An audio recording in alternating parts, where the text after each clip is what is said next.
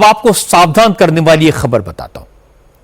आजकल deep fake और AI videos के जरिए लोगों को ठगने का धंधा जोरों से चल रहा है। इससे आपको सावधान रहने की जरूरत है। और इसका एक एग्जाम्पल है, ठगों ने वित्त मंत्री निर्मला सीतारमण का फेक एआई वीडियो बनाकर इसे सोशल मीडिया के जरिए सर्कुलेट किया। इसके बाद हाई रिटर्न्स का झांसा देकर लोगों को करोड़ों रुपए की चपत लगा दी। देहरादून में एक ऐसे ही रैकेट का पर्दाफाश हुआ है। इस गैंग ने निर्मला सीतारमण का एक फेक वीडियो दिखाकर लोगों को छोटे इन्वेस्टमेंट से लाखों रुपए कमाने का लालच दिया। एक शख्स इस गैंग के चंगुल में फंस गया और ठगों ने इस बिजनेसमैन से 65 लाख रुपए ठग लिए। देहरादून पुलिस ने इस मामले में 2 लोगों को गिरफ्तार किया है। दोनों की गिरफ्तारी नोएडा से हुई है। जांच में पता लगा इन साइबर ठगों के हैंडलर्स विदेश में बैठकर रैकेट चला रहे थे। गैंग के लोग छोटे छोटे व्यापारियों को हाई रिटर्न का लालच देकर पैसा इन्वेस्ट करने के लिए कहते थे। लोगों को शक ना हो, उनकी स्कीम पर भरोसा हो, इसलिए ऐसा वीडियो बनाया गया जिसे देखकर किसी को भी लगेगा ये वाकई में वित्त मंत्री निर्मला सीतारमण हैं जो इस स्कीम को प्रमोट कर रही हैं। ये सरकारी स्कीम दे लगती है, लेकिन हकीकत में ये वीडियो पूरी तरह फर्जी है, झूठा है, इसमें कोई सच्चाई नहीं है। ये एक AI generated deep fake video है। I have excellent news for you today. You have a unique opportunity to join an official government project developed with the support of India's Ministry of Economics, which can change your life forever. I personally guarantee payments of up to 1 million to 500,000 rupees monthly to everyone who joins this program before the day ends. These aren't just words. This is a real chance to transform your life. By investing just 21,000 rupees, you could earn 1 million to 500,000 rupees per month. No work or financial knowledge needed. I personally guarantee the safety of your funds and data confidentiality. How it works? Register for the program, deposit 21,000 peso SIC currency inconsistency. Funds remain in your account, withdraw anytime. ये video फर्जी है। निर्मला सीतारमण का इससे कोई लेना देना नहीं है, लेकिन इसको देखकर कोई भी सोचेगा अगर देश की फाइनेंस मिनिस्टर कुछ कह रही हैं तो शायद सच होगा। लोगों को यह पता नहीं चलता कि यह डीप फेक वीडियो है, ये झूठा है, फर्जी है, और ठग ऐसे ही वीडियोस के जरिए लोगों को फंसाते हैं। इस वीडियो के साथ एक लिंक दिया गया। जब कोई व्यक्ति इस लिंक पर क्लिक करेगा तो उसमें एक ऐप इंस्टॉल करने के लिए कहा जाएगा, और जैसे ही कोई व्यक्ति उस फर्जी ऐप को डाउनलोड कर लेगा तो ये ठग उस व्यक्ति से उसकी डिटेल्स मांगेंगे, phone number, email, PAN card, Aadhaar card, bank, सारी डिटेल्स मांगेंगे, और इसके बाद ये ठग व्हाट्सएप, टेलीग्राम या ईमेल के जरिए कांटेक्ट करेंगे। ये ठग अपने आप को फाइनेंशियल एक्सपर्ट बताएंगे, एडवाइजर बताएंगे, और इसके बाद किसी इन्वेस्टमेंट ऐप में निवेश करके हाई रिटर्न का झांसा देंगे। जब कोई व्यक्ति इनके जाल में फंस जाता है तो शुरू में उसे अच्छा रिटर्न देते हैं। निवेश करने वाला व्यक्ति उस पैसे को ऐप से निकालकर अपने बैंक अकाउंट में ट्रांसफर कर लेता है।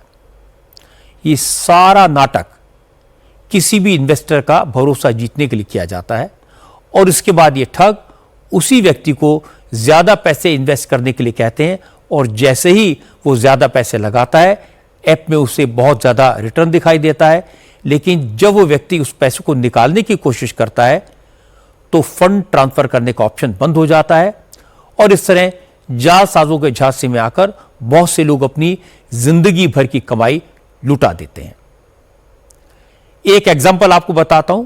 रुड़की के एक व्यक्ति को 65 लाख रुपए का चूना लगा है।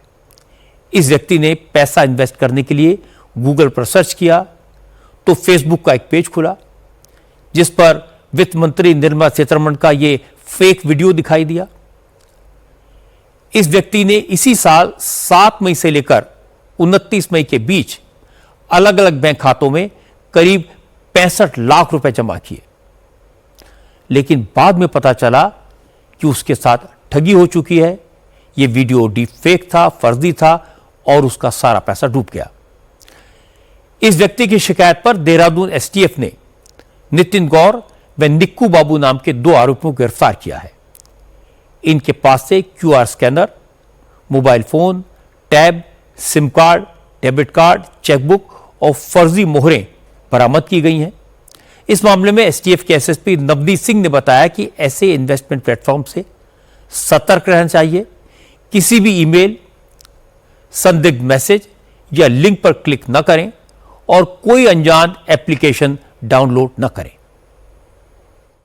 देखिए, विगत में ये डीप फेक वीडियोस जो एआई जनरेटेड वीडियोस हैं, उसमें जो लीडिंग इंडस्ट्रियलिस्ट हैं हमारी कंट्री के और ऑनरेबल फाइनेंस मिनिस्टर, उनके जो है डीप फेक वीडियोस बना के इस तरीके से ये सोशल मीडिया पे डाले जाते हैं और उनको एक पर्टिकुलर इन्वेस्टमेंट करने के लिए कहा जाता है। और जब उस लिंक को क्लिक करके विक्टिम एंटर होता है तो उनको एक इन्वेस्टमेंट प्लेटफॉर्म दिया जाता है जिसमें कि उनसे पैसे इन्वेस्ट कराए जाते हैं। और जैसा कि मैंने पहले भी बताया कि जो इस प्रकार के इन्वेस्टमेंट प्लेटफॉर्म पे अगर जो इन्वेस्ट करते हैं तो उसमें बहुत संभावना होती है फ्रॉड होने की, और इस प्रकरण में भी ऐसा ही हुआ। इसके लिए अगर कोई स्टॉक मार्केट में, कैपिटल मार्केट में इन्वेस्ट करना चाहता है तो जितने भी हमारे बैंक्स हैं, सरकारी हों चाहे प्राइवेट हों, वो डीमेट अकाउंट की सुविधा देते हैं, उसके माध्यम से इन्वेस्ट करना चाहिए। और ये जो सोशल मीडिया पे इस प्रकार के डीप फेक वीडियोस प्रचलित हैं, इसको हटाने की कार्रवाई लगातार की जाती है। ये फिर से डाल दिए जाते हैं और उनको लगातार हम लोग I4C के माध्यम से रिमूव कराते रहते हैं। जिस तरह से फाइनेंस मिनिस्टर निर्मला सीतारमण का डीप फेक वीडियो बना, लोगों को फर्जी वीडियो के जरिए इन्वेस्टमेंट के बहाने लूटा गया, ये बहुत बड़ी प्रॉब्लम है। इन्वेस्टमेंट के बारे में ऐसे फर्जी वीडियोस मुकेश अंबानी, नारायण मूर्ति जैसे क्रेडिबल लोगों के भी बनाए जाते हैं। इसीलिए सावधान रहने की जरूरत है। मैंने आपको कई बार बताया कि मैं भी डीप फेक वीडियोस का विक्टिम हूं।